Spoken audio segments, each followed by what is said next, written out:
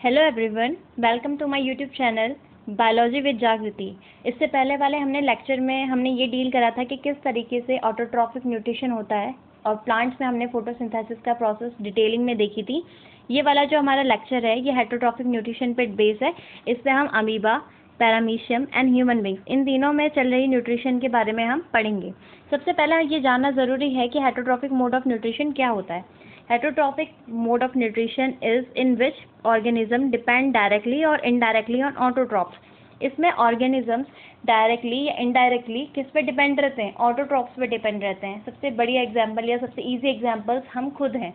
We are in category of heterotrophs. Okay, अब ये देखते हैं कि ऑर्गेनिज्म में अलग अलग तरीके से न्यूट्रिशन होता है। देखिए, जो पहले कुछ ऑर्गेनिजम्स होते हैं उनमें क्या होता है, और फूड का ब्रेक डाउन बॉडी के बाहर होता है। वो फूड का ब्रेक डाउन बॉडी के बाहर करते हैं, उसके बाद उसको क्या करते हैं, यूटिलाइज करते हैं। और ऐसे एग्जाम्पल्स में आते हैं आपका fungus is example of saprophytes. तो सेप्रोफाइट्स किन्हें कहते हैं? ऐसे ऑर्गेनिजम्स जो डेड और डिके मैटर पे फीड करते हैं। इनका तरीका क्या होता है? ये जो डेड मटेरियल है, मान लीजिए डेड मटेरियल है, इसके ऊपर आएंगे, ग्रो करेंगे एंड देन इस मटेरियल को बाहर ही ब्रेक डाउन कर देते हैं। इसका ब्रेक डाउन होने के बाद देन ये इसे क्या करते हैं, यूटिलाइज करते हैं। तो ऐसे ऑर्गेनिजम्स को सेप्रोफाइट्स बोलते हैं या सेप्रोट्रॉप्स बोलते हैं। और ऐसे मोड ऑफ न्यूट्रिशन को सेप्रोट्रॉफिक मोड ऑफ न्यूट्रिशन, जो कि एक हेटरोट्रॉफिक मोड ऑफ न्यूट्रिशन का क्या है, पार्ट है। उसके बाद कुछ ऑर्गेनिजम्स ऐसे होते हैं जो होल मटेरियल को अंदर ले लेते हैं और उसके बाद बॉडी के अंदर उसका क्या होता है, डाइजेशन होता है या उसका ब्रेक डाउन होता है। इसके एग्जांपल्स हैं हम ह्यूमन बींग्स। और इस टाइप के मोड ऑफ न्यूट्रिशन को बोलते हैं holozoic mode of nutrition. Okay, ना लास्ट वन इज, कुछ ऑर्गेनिजम्स ऐसे होते हैं जो अपने होस्ट को, जिस पे वो फीड कर रहे हैं, उसको मारे बिना उसमें से न्यूट्रिशन लेते हैं। तो some organism take nutrition from host without killing it. और ऐसे ऑर्गेनिजम्स क्या कहलाते हैं? पैरासाइट्स के एग्जांपल्स जनरली अमरबेल, ये प्लांट्स में देखी गई है। उसके अलावा हम जो टिक्स होते हैं, ये भी एग्जाम्पल हैं आपके क्या, पैरासाइटिक न्यूट्रिशन के। इसके बाद हम चलते हैं आपका अमीबा में। हम अमीबा में देखेंगे कि किस तरीके से न्यूट्रिशन हो रहा है। अमीबा एग्जाम्पल है होलोजोइक मोड ऑफ न्यूट्रिशन का। पहला पॉइंट ही इसका ये है कि ये कैसा न्यूट्रिशन करता है, होलोजोइक न्यूट्रिशन। होलोजोइक न्यूट्रिशन क्या होता है? जिसमें हम फूड मटेरियल को इनसाइड लेते हैं बॉडी के, और बॉडी के अंदर उसका क्या होता है, ब्रेक डाउन होता है। ठीक है, तो यहाँ पे देखिए, सबसे पहला जो पिक्चर दिखाया गया है इसमें अमीबा है। This is amoeba and this is a prey, जिस पे अमीबा क्या करेगा, फीड करेगा। सेकेंड पिक्चर्स में आप देखेंगे कि अमीबा में फिंगर लाइक प्रोजेक्शंस बन रहे हैं। These finger like projections are known as pseudopodia. Pseudopodia मतलब false feet. Okay, podia means feet and pseudo means false. तो सूडोपोडिया मीन्स फॉल्स फीट। ये फीट होते नहीं है, बट यहाँ पे फीट लाइक प्रोजेक्शंस और फिंगर लाइक प्रोजेक्शंस बाहर आता है अमीबा से। वो खाने को इनगल्फ करेगा। इनका काम क्या है? They take food intake through pseudopodia. Amoeba क्या करता है? फूड का इनटेक करता है, किसके थ्रू? सूडोपोडिया के थ्रू। नाउ थर्ड इमेज में आपने देखा कि ये जो सूडोपोडिया है आपस में मिक्स हो जाएंगे and they will form A food vacuole. Food vacuole मतलब जिसके अंदर फूड है, एक ऐसी ऑर्गेनेल जिसके अंदर फूड क्या हो गया है, कैप्चर हो गया है। इस फूड वैक्यूल के अंदर एंजाइम्स होते हैं। मैंने आपको कल वाली वीडियो में बताया था, इससे पहले वाली वीडियो में, कि किस तरीके से एंजाइम अपना वर्क करता है। तो ये जो एंजाइम्स कर रही हैं, ये यहाँ पे फूड को सेल के अंदर क्या कर देंगे, इसका ब्रेक डाउन कर देंगे। ठीक है, और फाइनली जो वेस्ट मटेरियल है उसको बॉडी के थ्रू ऐसे ही फिंगर लाइक प्रोजेक्शंस या फिर वैक्यूल्स की फॉर्म में बॉडी के बाहर एक्सक्रीट कर दिया जाता है और लास्ट में हमें मिल जाता है अमीबा। यहाँ पे देखिए, थोड़ा डिटेलिंग में मैंने यहाँ पे लिखा है। देखिए, सबसे पहले फूड वैक्यूल के अंदर हो क्या रहा है? फूड वैक्यूल के अंदर जो कॉम्प्लेक्स सब्सटेंसेस हैं वो सिंपल वन में टूटते हैं। पहले कॉम्प्लेक्स सब्सटेंस था अमीबा ने जो लिया, उसको उससे वो न्यूट्रिशन नहीं ले सकता, इसलिए उसका डाइजेशन जरूरी है। तो फूड वैक्यूल्स के अंदर कॉम्प्लेक्स सब्सटेंस सिंपल वन में टूटता है और उसके बाद ये जो सिंपल वन है ये साइटोप्लाज्म में क्या हो जाएगा, डिफ्यूज हो जाएगा। डिफ्यूज होने के बाद जो अनडाइजेस्टेड पार्ट है वो बॉडी से बाहर निकाल दिया जाएगा। ठीक है, तो ये इस तरीके से वर्क करता है न्यूट्रिशन किसमें, अमीबा में। Now next is nutrition in paramecium. Paramecium में किस तरीके से न्यूट्रिशन होता है? ये आपको एक बॉडी दिखाई गई है, पैरामीशियम इस जनरली ऐसा दिखता है। और इसमें जो हेयर लाइक स्ट्रक्चर्स हैं इन्हें सीलिया बोलते हैं। ये छोटे छोटे होते हैं, ठीक है, और पूरी बॉडी के ऊपर पाए जाते हैं पैरामीशियम की। तो ये सीलिया फंक्शन करते हैं। एक तो इनका फंक्शन मोशन में होता है, ये मूवमेंट में हेल्प करते हैं। दूसरा, अब अगर मान लीजिए यहाँ पे फूड का पार्टिकल है, ये आएगा सीलिया के ऊपर, सीलिया बीटिंग करते हैं, सीलिया बीट कर करके इस फूड पार्टिकल को यहाँ पहुँचाएंगे इस पॉइंट पे, ठीक है। अमीबा में क्या था, अमीबा में फिंगर लाइक प्रोजेक्शंस बने, फिंगर लाइक प्रोजेक्शंस थे, इन्होंने खाना अंदर लिया, खाना अंदर लिया तो, और ये खाना किस में चल जाता है, आपका फूड वैक्यूल्स में चला जाता है, ओके। लेकिन वो फूड वैक्यूल अमीबा में कहीं पे भी पाया जा सकता है। मान लीजिए अमीबा है, इसका फूड वैक्यूल यहाँ पे भी हो सकता है, या ये अमीबा है, इसका फूड वैक्यूल यहाँ पे भी हो सकता है। लेकिन पैरामीशियम में जो खाना है, खाने को पहुँचाने के लिए एक स्पेसिफिक स्पॉट होता है, उसे एक स्पॉट पे पहुँचाना ज़रूरी होता है, ठीक है। तो क्या ये सीलिया क्या करता है, फूड को बीट, अपना सीलिया बीटिंग होती है तो फूड कहाँ पहुँच जाता है, कि स्पेसिफिक स्पॉट में पहुँच जाता है। उस स्पेसिफिक स्पॉट में जाके उस फूड का क्या हो जाता है, डाइजेशन हो जाता है। तो थोड़ा सा माइन्यूट सा डिफरेंस होता है पैरामीशियम और अमीबा के डाइजेशन में, ओके। ये जो मेरा नेक्स्ट स्लाइड है, ये एक मास्टर स्लाइड आप इसे ले सकते हैं। इसमें मैंने आपको पूरा मीन्स यहाँ पे पूरा एक पेज में मैंने इसमें डिस्क्राइब किया है कि किस तरीके से ह्यूमन बींग्स में डाइजेशन होता है। तो चलिए हम इसको डिटेलिंग में डिस्क्राइब करते हैं। हम पढ़ने वाले हैं कि ह्यूमन बींग्स में किस तरीके से डाइजेशन होता है। सबसे पहले आता है माउथ। इससे पहले हमें ये जानना है, एक वर्ड होता है alimentary canal, alimentary canal, okay.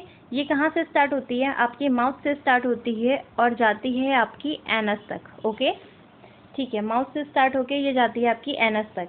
Now हम देखेंगे कि ह्यूमन बींग्स में किस तरीके से आपका वर्किंग हो रही है, न्यूट्रिशन हो रहा है। माउथ में 3 चीज़ें प्रेजेंट है, हमें पता है। ये एक तरीका है चीज़ें याद करने का, थोड़ा कॉम्प्लेक्सिटी हो जाती है, इसीलिए ये जो नोट्स मैंने बनाए हैं इसके थ्रू आप इजीली समझ सकेंगे, ठीक है। तो देखिए माउथ में 3 चीज़ें प्रेजेंट है, first teeth, second tongue and third is salivary gland. Teeth का फंक्शन एज यूजुअली हमें पता है कि च्यूइंग करने में और कटिंग करने में टीथ का फंक्शन होता है। सेकंड आता है आपका टंग। टंग क्या करती है, खाने को, जो खाना जो टीथ च्यू कर रहा है उस खाने को सलाइवा के साथ मिक्स कर रही है। अब ये सलाइवा कहाँ से आया, तो माउथ में हमारी सलाइवरी ग्लैंड्स पाई जाती हैं। ये सलाइवरी ग्लैंड्स सलाइवा सेक्रीट करती हैं, ठीक है। इस सलाइवा के अंदर कुछ एंजाइम्स भी होते हैं। तो ये सलाइवा है, देखिए यहाँ पे फंक्शन समझिए सलाइवा का। सलाइवा खाने के साथ मिक्स कौन करता है, जीभ करती है, टंग करती है, ठीक है, और उसको निगलने के लिए ईजी बनाती है। सिर्फ उसके अलावा सलाइवा में कुछ एंजाइम्स पाए जाते हैं, स्पेशली आपको पढ़ना है सलाइवरी अमाइलेज के बारे में। देखिए सलाइवरी अमाइलेज का फंक्शन क्या होता है, ये कार्बोहाइड्रेट को स्टार्च में तोड़ देता है, ठीक है। और मैंने यहाँ पे 30% लिखा है, ये क्यों लिखा है, क्योंकि माउथ में कार्बोहाइड्रेट का डाइजेशन स्टार्ट हो जाता है। माउथ एक ऐसा पॉइंट है जहाँ से कार्बोहाइड्रेट का डाइजेशन स्टार्ट हो जाता है, लेकिन सिर्फ 30% तक ही कार्बोहाइड्रेट जो है वो स्टार्च में चेंज हो सकता है, only 30%, okay, not more than that. उसके अलावा यहाँ पे देखिए क्वेश्चन अराइज होता है कि आपका जो, जब आप थोड़ी देर तक रोटी चबाते हैं तो वो मीठी क्यों फील होती है, ये क्वेश्चन अराइज होता है, जनरली एग्जाम्स में ये पूछा जाता है। तो इसका सिंपल सा आंसर है, हमने अभी पढ़ा कि सलाइवा में एक एंजाइम प्रेजेंट होता है, सलाइवरी अमाइलेज। रोटी क्या है, कार्बोहाइड्रेट, कार्बोहाइड्रेट। सलाइवरी अमाइलेज क्या करता है, कार्बोहाइड्रेट को किस में तोड़ देता है, स्टार्च में। Starch is a form of sugar, जो क्या होता है, शुगर कैसी होती है, स्वीट, इसीलिए हमें रोटी कैसी फील होती है, स्वीट फील होती है, ठीक है, क्योंकि वहाँ पे कार्बोहाइड्रेट, जो रोटी में, जो चपाती में आपका कार्बोहाइड्रेट प्रेजेंट है, उसका डाइजेशन स्टार्ट हो चुका है, ओके। देन ओके, यहाँ पे देखिए कि माउथ के बाद ये खाना अब कहाँ जाएगा, ईसोफेगस में। ईसोफेगस को और क्या बोलते हैं, फूड पाइप, ठीक है।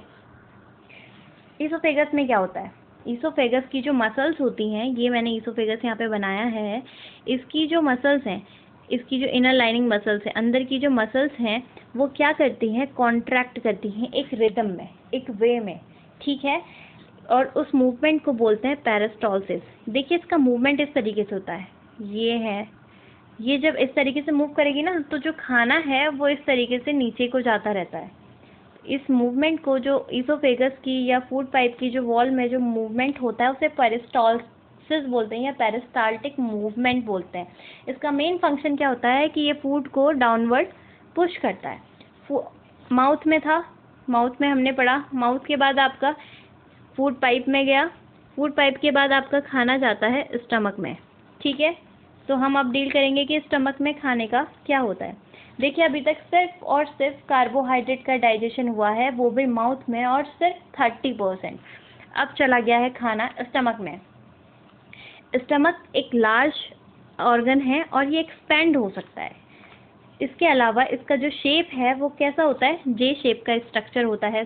जे शेप का स्ट्रक्चर होता है। कुछ अगर मैं बनाना चाहूँ तो ये इस तरीके से मोर एक्यूरेटली इस तरीके से क्या होता है, स्टमक होता है। ठीक है, इसको जे शेप बोला गया है। देन अब देखिए क्या हो रहा है, जो स्टमक है उसमें ग्लैंड्स प्रेजेंट होती है जिसे हम गैस्ट्रिक ग्लैंड कहते हैं। Gastric means stomach. Okay, now HCL gland तीन चीज़ें सेक्रेट करती हैं। पहला एचसीएल, गैस्ट्रिक ग्लैंड्स आपका तीन चीज़ें सेक्रेट करती हैं। पहला आपका एचसीएल, दूसरा pepsin, and third one is mucus. जो एचसीएल है, एचसीएल का काम क्या होता है, जो खाना है, जो मीडियम है पेट के अंदर का, उसको क्या बनाता है, एसिडिक। अब भाई ये एसिडिक क्यों बना रहा है, क्योंकि जो पेप्सिन है, पेप्सिन एक क्या है, प्रोटीन डाइजेशन के लिए एंजाइम है। पेप्सिन इज एन एंजाइम जो क्या करता है, प्रोटीन का डाइजेशन करता है। लेकिन ये ऐसे ही एक्ट नहीं करता, इसको एक्ट करने के लिए कैसा मीडियम चाहिए, एसिडिक मीडियम चाहिए। और वो एसिडिक मीडियम कौन क्रिएट करता है, एचसीएल। ठीक है, इसके अलावा अब एचसीएल क्योंकि एसिड है तो वो हमारे स्टमक को क्या कर सकता है, डैमेज कर सकता है। तो एचसीएल के डैमेज से बचाने के लिए उसको कौन प्रोटेक्ट करता है, म्यूकस। एक और लेयर सेक्रेट होती है जिसे म्यूकस बोलते हैं। मान लीजिए ये है आपका स्टमक, इसकी जो इनर लाइनिंग है, ये मैं डार्क शो कर रही हूँ, इस लाइनिंग में क्या होगा, म्यूकस की लेयर होती है। ये जो म्यूकस की लेयर होती है ये एचसीएल के अटैक से बचाती है। तो हमने यहाँ पे तीनों फंक्शन पढ़ लिए। देखिए जो स्टमक है लार्ज है और वो एक्सपेंड हो सकता है, जे शेप का होता है। ठीक है, उसके अंदर गैस्ट्रिक ग्लैंड्स पाई जाती हैं। गैस्ट्रिक ग्लैंड तीन चीज़ें सेक्रेट करती हैं, HCl, pepsin and mucus. HCl का फंक्शन क्या होता है, स्टमक के अंदर का जो एनवायरनमेंट है उसको एसिडिक बनाना। अगर आपसे कोई क्वेश्चन पूछता है कि एचसीएल का रोल क्या है, तो आप बोलेंगे कि वो मीडियम को एसिडिक बनाता है। लेकिन क्यों, क्योंकि पेप्सिन जो कि एक प्रोटीन डाइजेस्टिंग एंजाइम है, जो प्रोटीन का डाइजेशन करता है, वो सिर्फ एसिडिक मीडियम में वर्क करता है। इसीलिए एचसीएल एक एसिडिक मीडियम क्रिएट करवाता है पेप्सिन के लिए। And third one is HCL सिर्फ जो प्रोटेक्शन का काम करता है वो कौन करता है, म्यूकस। ओके, इसके अलावा अब खाना हमारे यहाँ पे लिटिल बिट डाइजेस्ट हो चुका है। यहाँ पे जनरली स्टमक में प्रोटीन का डाइजेशन होता है। इसके अलावा प्रोटीन के अलावा किसी चीज़ का डाइजेशन स्टमक में नहीं होता, क्योंकि एंजाइम्स नहीं है। देखिए बिना एंजाइम्स के किसी भी चीज़ का डाइजेशन नहीं हो पाता है। ठीक है, हर एंजाइम का एक स्पेसिफिक वर्क होता है उसके डाइजेशन के लिए। तो स्टमक में चूंकि पेप्सिन प्रेजेंट है तो यहाँ पे सिर्फ आपका प्रोटीन का डाइजेशन होता है। अब स्टमक से स्मॉल इंटेस्टाइन में जाने के लिए यहाँ पे ये देखिए, ये मान लीजिए ये आपका एक स्टमक है और यहाँ से अब इसे जाना है स्मॉल इंटेस्टाइन में। यहाँ से स्मॉल इंटेस्टाइन में जाना है तो यहाँ पे एक स्फिंक्टर होता है, मतलब मस्कुलर फ्लैप जैसा स्ट्रक्चर होता है जो कि आपका कंट्रोल करता है कि स्टमक से खाना कहाँ जाए, स्मॉल इंटेस्टाइन में। उस स्फिंक्टर को बोलते हैं स्फिंक्टर ऑफ ओडाई। ओके, अब खाना हमारा चले गया है स्मॉल इंटेस्टाइन में। यहाँ पे देखिए क्या हो रहा है, स्मॉल इंटेस्टाइन में खाने का कंप्लीट डाइजेशन हो जाता है। खाना कंप्लीटली डाइजेस्ट हो जाएगा, जितने भी फूड के कंपोनेंट्स हैं अपने सिंपलर फॉर्म में टूट जाएंगे। ठीक है, यहाँ पे देखिए एक ओवरव्यू देखिए, कार्बोहाइड्रेट आपका फाइनली टूटेगा ग्लूकोज में, प्रोटीन आपका अमाइनो एसिड्स में, और फैट्स टूट जाएगा फैटी एसिड एंड ग्लिसरॉल में। ये सब का क्या होगा, ये फाइनल ये अपनी सिंपलर यूनिट्स में टूट जाएंगे। लेकिन फंक्शनिंग हो कैसे रही है ये जानना बहुत ज़रूरी है। इसके लिए थोड़ा सा इंटरकनेक्टेड होके चलते हैं। ठीक है, हमें पता है लीवर क्या है, एक ग्लैंड है। ओके, लीवर से बनाता है बाइल जूस। लीवर अपने अंदर क्या बनाता है, बाइल जूस बनाता है। उस बाइल जूस को स्टोर करने के लिए वो भेज देता है आपका गॉल ब्लैडर में। ओके, गॉल ब्लैडर में चला गया। अब यहाँ उसके अलावा एक और ग्लैंड है आपका जो है पेनक्रियाज।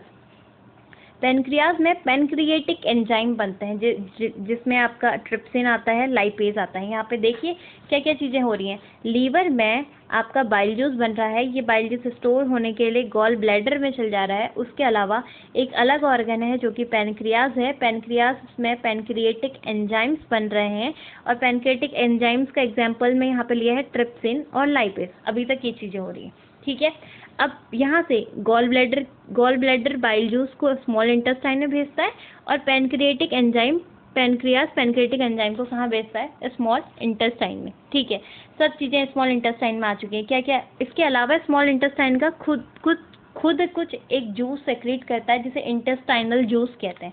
तो यहाँ पे 3 चीज़ें आ गई हैं, बाइल जूस आ गया आपका, पैनक्रिएटिक एंजाइम्स आ गए हैं, और इंटेस्टाइनल जूस तो ऑलरेडी है ही है, ठीक है। लेकिन जो पैनक्रिएटिक एंजाइम्स हैं वो नॉर्मली एक्ट नहीं कर पाते। जैसे हमने स्टमक के केस में पढ़ा कि पेप्सिन को एक्ट करने के लिए एसिडिक मीडियम चाहिए। अब भाई जो खाना स्टमक से आया है वो ऑब्वियसली एसिडिक मीडियम का है, लेकिन ये जो पैनक्रिएटिक एंजाइम है इनको एल्कली मीडियम चाहिए, मीन्स बेसिक मीडियम चाहिए, ठीक है। तो ये बेसिक मीडियम इनके लिए कौन क्रिएट करता है? Bile juice. बाइल जूस करता क्या है? इमल्सिफिकेशन कर देता है। इमल्सिफिकेशन क्या होता है? ये क्वेश्चंस कभी आते हैं कि इमल्सिफिकेशन से आप क्या समझते हैं, या what do you mean by the emulsification. तो आप बोलेंगे जो लार्ज फैट ग्लोब्यूल्स होता है उनका स्मॉल फैट ग्लोब्यूल्स में टूटना, ताकि उस पर जो एंजाइम की एफिशिएंसी है वो ईजिली वर्क में, तो ईजिली उस पर एंजाइम्स क्या कर सके, वर्क कर सकें। इसे क्या बोलते हैं? इमल्सिफिकेशन, ठीक है। इन सारे एंजाइम्स की मदद से कार्बोहाइड्रेट ग्लूकोज में, प्रोटीन अमाइनो एसिड्स में, फैट्स फैटी एसिड और ग्लिसरॉल में ब्रेक डाउन हो जाता है। तो अभी तक हमने जो पढ़ा उसका एक क्विक रिव्यू ले लेते हैं कि हमने समझा क्या, ठीक है। लीवर में आपका बाइल जूस बन रहा है जो कि स्टोर होता है गॉल ब्लैडर में। पैनक्रियाज में पैनक्रिएटिक एंजाइम्स बन रहे हैं जैसे कि ट्रिप्सिन और लाइपेज, ये सब जा रहे हैं स्मॉल इंटेस्टाइन में। स्मॉल इंटेस्टाइन में पैनक्रिएटिक एंजाइम्स पहुंच गए, बाइल जूस पहुंच गया। उसके अलावा एक इंटेस्टाइनल जूस होता है जो इंटेस्टाइन खुद सेक्रेट करती है। तो पैनक्रिएटिक एंजाइम को एक्ट, अब जो खाना पेट से आ रहा है वो एसिडिक है, लेकिन पैनक्रिएटिक एंजाइम को एक्ट करने के लिए कैसा मीडियम चाहिए? एल्कली मीडियम चाहिए। ये मीडियम कौन प्रोवाइड करवाता है? बाइल जूस करवाता है। बाइल जूस करता क्या है? इमल्सिफिकेशन। इमल्सिफिकेशन मीन्स वो लार्ज फैट ग्लोब्यूल्स को स्मॉल उसमें तोड़ देता है, ताकि एंजाइम की एफिशिएंसी किस चीज़ के लिए, मीन्स एंजाइम उसमें ज़्यादा इजीली या फास्टली क्या कर सकें, एक्ट कर सकें, ठीक है। अब यहाँ पे देखिए, इसके अलावा स्मॉल इंटेस्टाइन में विलाई होती है। विलाई मीन्स मान लीजिए ये स्मॉल इंटेस्टाइन की वॉल है, इनर वॉल है, ओके। इनर वॉल में यहाँ पे फिंगर लाइक प्रोजेक्शंस होंगे इस तरीके से, इन्हें कहते हैं आप विलाई। ये क्या करते हैं? ये एब्जॉर्प्शन के लिए सरफेस एरिया बढ़ाते हैं। अब खाना डाइजेस्ट हो चुका है, हमने पहले फर्स्ट स्लाइड में देखा था कि डाइजेशन के बाद एब्जॉर्प्शन आता है, तो वो एब्जॉर्प्शन कौन करती है? यहाँ पे ह्यूमन बीइंग के केस में विलाई। विलाई क्या करेगी? एब्जॉर्प्शन के लिए सरफेस एरिया बढ़ाती है ज़्यादा से ज़्यादा, ताकि क्या हो सके, एब्जॉर्प्शन हो सके, ठीक है। अब यहाँ पे स्मॉल इंटेस्टाइन का वर्क कंप्लीट। अब खाना चला गया हमारा लार्ज इंटेस्टाइन में, ठीक है। यहाँ पे कुछ एक क्वेश्चन रेडली और पूछा जाता है कि जो हर्बीवोर्स एनिमल्स होते हैं, उनका स्मॉल इंटेस्टाइन क्या होता है? लार्ज होता है। कैसा होता है? लार्ज होता है, ठीक है। तो ये, और लेकिन यस, जो हर्बीवोर्स एनिमल्स होते हैं उसका स्मॉल इंटेस्टाइन लार्ज होता है और कार्निवोर्स का स्मॉल इंटेस्टाइन छोटा होता है। ये क्वेश्चन पूछा जाता है कि ऐसा क्यों? क्योंकि आपका देखिए, जो हर्बीवोर्स हैं वो क्या खाते हैं? ग्रास खाते हैं, और ग्रास में एक कंपोनेंट प्रेजेंट होता है जिसे बोलते हैं सेल्यूलोज। तो जो सेल्यूलोज का डाइजेशन होता है वो थोड़ा कॉम्प्लेक्स प्रोसेस है, इसीलिए स्मॉल इंटेस्टाइन की लेंथ ज़्यादा होती है। जबकि कार्निवोर्स सिर्फ मीट खाते हैं और मीट ईजिली डाइजेस्ट हो जाता है, इसीलिए जो कार्निवोर्स होते हैं उनकी जो इंटेस्टाइन होती है वो स्मॉल इंटेस्टाइन छोटी होती है, ठीक है। अब जो आपका जो फूड है वो पहुंच चुका है आपका लार्ज इंटेस्टाइन में। लार्ज इंटेस्टाइन में क्या वर्क होता है? यहाँ पे अनएब्जॉर्ब फूड आता है जिसका एब्जॉर्प्शन नहीं हो सकता, या जो अनएब्जॉर्ब रह गया है वो फूड आएगा, और उसमें से भी वाटर का क्या कर लिया जाता है? वाटर का एब्जॉर्प्शन कर लिया जाता है, ठीक है। उसके बाद आपका एनस के थ्रू आपका जो वेस्ट मटेरियल है वो आउट, और एनस पे जैसे हमने स्टमक और इंटेस्टाइन के बीच में एक स्फिंक्टर पढ़ा था जिसे हम स्फिंक्टर ऑफ ओडाई कह रहे थे, वैसे ही एनस के वहाँ पे भी एक इंस्पेक्टर होता है जिसे बोलते हैं एनल इंस्पेक्टर। तो मुझे उम्मीद है कि आपको मेरा ये सेशन समझ में आया होगा। समझ में आया तो आप इसे लाइक करें और अपने फ्रेंड्स के साथ शेयर ज़रूर करें। Okay, thank you.